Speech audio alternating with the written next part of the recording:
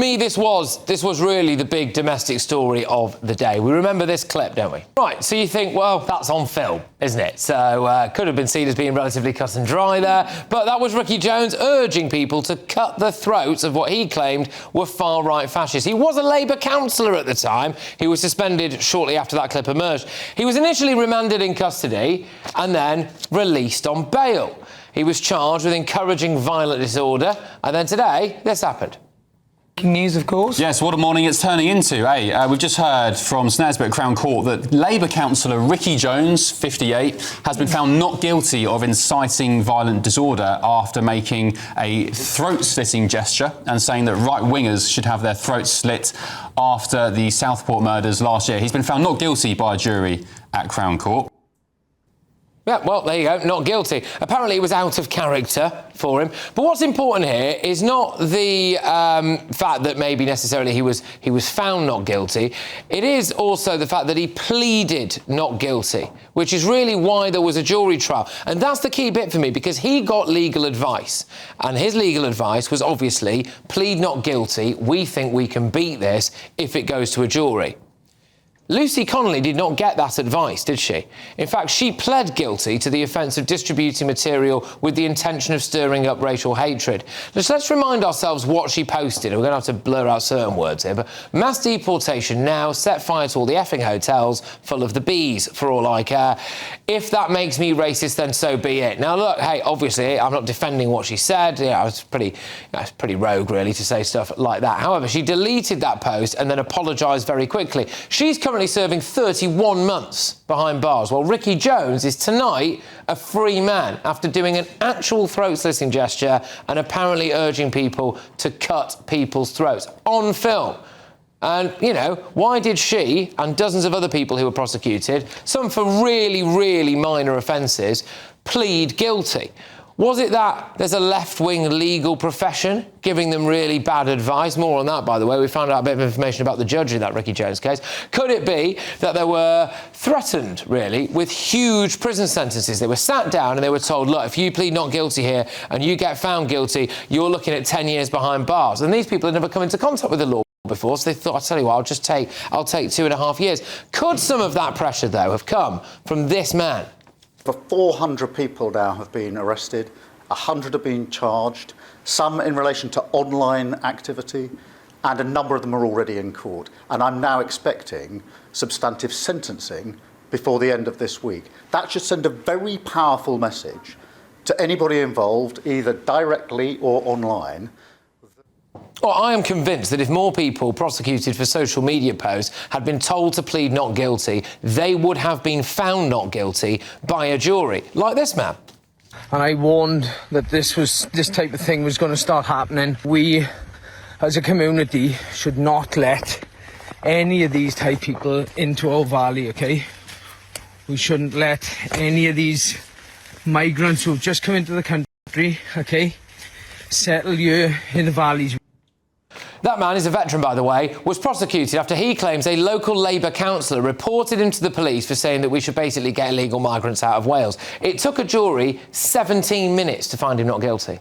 That was it. 17 minutes, a jury of his peers went, this is nuts, get him out of here. So, we have serious questions now about the potential left-wing bias in our legal profession, the impact that political pressure has had on people like Lucy Connolly, but the pressure really now is on Labour. Will they reinstate Ricky Jones as a Labour councillor, or will they expel him? And in the last few moments, we just found something out that was quite interesting. I will stress this was a jury trial, so we can't sit here and claim that the judge in question has had maybe an impact on the verdict. However, Judge Rosa Dean is also a diversity and community relations judge.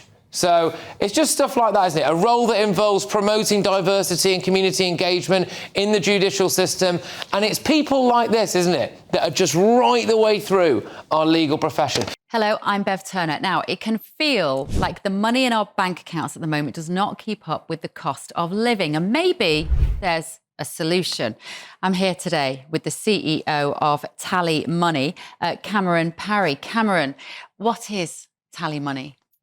Well, Bev, with TallyMoney, you get a current account and a debit card, but instead of pounds, you use milligrams of gold as your everyday money. So why gold? Gold traditionally is a great store of value. It has, on average, gone up at over 11% per annum for the last 25 years against the pound. It's tripled in value in the last decade. And in the last 2 years alone, it's increased by 50% against the pound. Banks' savings products just can't compete with that level of growth. But this isn't just about gold. This is about a currency that you guys have created at TallyMoney. Explain it to me as though I'm an idiot. So, look, people need to be able to hold their earnings and build their savings in a money that retains its value and remains in their legal control and remains theirs to access, away from government control. Great. You had me at not exposed to government control. You should feel safe and happy with your money. You should have peace of mind the more money you see in your bank balance, and that's the type of thing we're trying to deliver and give people choice in the type of money they get to use every day. Brilliant. Thank you so much, Cameron. Thank you.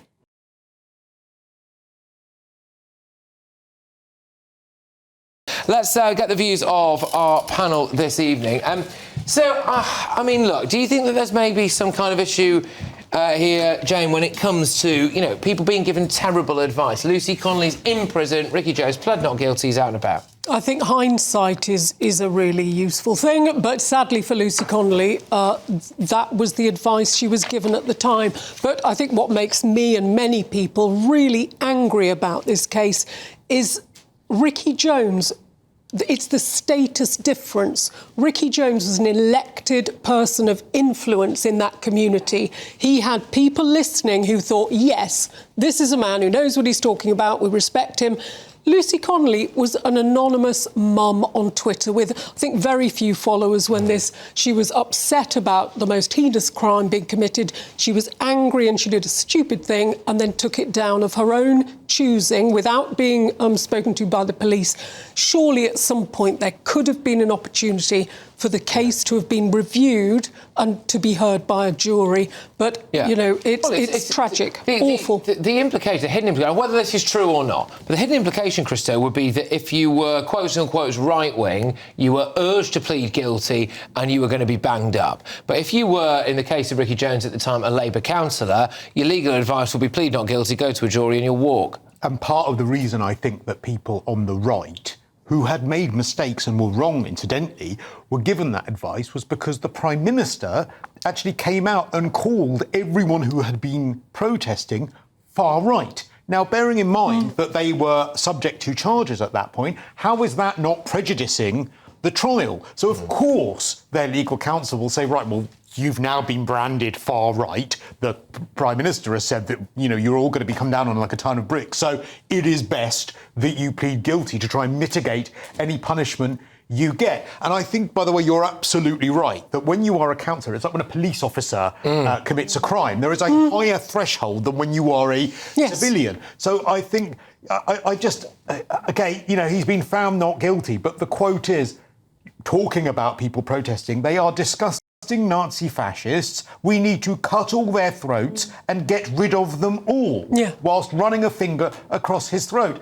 And you look at that and you think, well, of course you think not guilty, don't you? I mean, not guilty. Of course you read that, you think not guilty. But no elected official should ever use that sort of language. Full stop. A lot of people are going to be asking, how is Lucy Connolly in prison? That's the point. For her doing something wrong, and someone who That's the point. Arguably does something far more wrong on camera, who is an elected official, is not guilty. Look, all for free speech and the right to offend. I probably offend a lot of people every single evening. I might have even offended some people in this room tonight, so apologies about that. However, you know, all for free speech.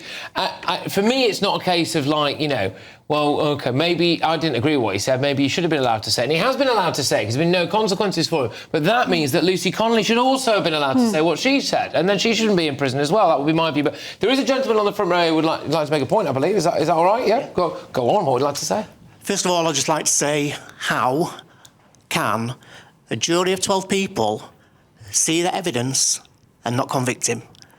Somebody's been nobbled, in my opinion. Well, I maybe Stan has had an influence. I don't think that we can say. We can't say. There's something seriously wrong, because there is the evidence. He should have been convicted. I said all along he'll get off, because he's the Labour councillor and he's coloured. he'll get off. OK, all right. Well, look, there's some strong stuff there people might disagree with, but there we go. I mean, Steve, when you look at this, do you think now really maybe need to just look at, have a little look at what Labour do from now on? Should this guy be reinstated? Should he be expelled from the party? What do you think? I don't think there's a chance he'll be reinstated because of the toxic nature of this story. And look how much it's upset people. And when they come for you legally, remember to plead not guilty, because that's the key here. Otherwise, you're going down. That's the problem. That's the annoying thing. And sorry to be the guy that ruins all the fun.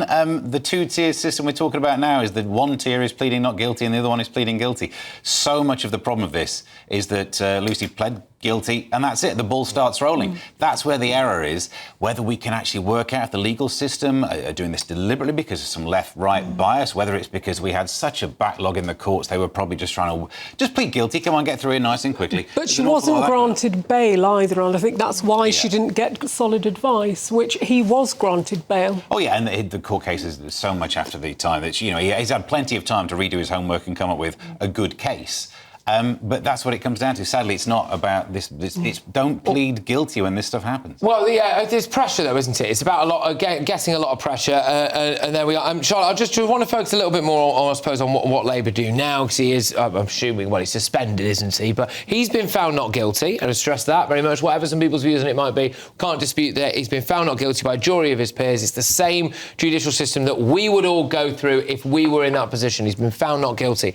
But should Labour now, keep him as a member, as a Labour councillor, or not? Well, I obviously think definitely not, but can they expel him, given, as you say, he's been found not guilty? I mean, if they expel him, they're punishing him for something the courts didn't punish him for. So I think they'll probably let him slide away, or, they'll try and bury it somehow, because that's what Keir Starmer does.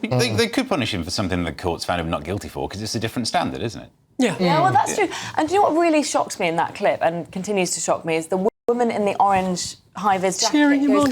Yeah. And it's just like, how did he not realise what a position of authority he was in that crowd, and a larger scale as well? Because people were hanging off his every word. If an MP said it, there is the recall process. If enough constituents sign a petition, you have a by-election. There's not the same thing for councillors, and maybe there should be. We've had a stolen valour councillor in Wolverhampton. People are furious, but there's no mechanism to force a by-election or force someone to step down. He may well be hoisted by his own petard, though, because, of course, he pleaded that it was his neurodiversity that meant that he said this. Well, if I was Labour, I would be thinking, well, I'm afraid then that you can't control what you say. I mean, this was his literal defence. I mean, the thing is the cases like this, unfortunately, are probably going to keep happening because tensions are running incredibly high, emotions are running very high. We're seeing it all the time now with protests outside asylum hotels and various cases that keep emerging and all of that. And you just think, OK, all right, are we not going to end up with people being arrested and charged with very similar things going forward? Are they all going to get the same outcome? It can make a little bit of a mockery of our judicial system, potentially. But anyway, there you go. I will emphasise a couple of things. Ricky Jones is very much not guilty. He's a free man tonight. He was tried by a jury, pleaded not guilty, found not guilty. And also, just a quick apology if anyone was offended by any of the language that you might have heard there. It is very much a live TV show, and sometimes, unfortunately, those things do happen. But Labour sources have told GB News Councillor Ricky Jones was administratively suspended from the Labour Party, and this remains the case. The investigation is ongoing. The Labour whip was automatically removed when he was suspended, and he will not sit as a Labour councillor. And we've also got something here from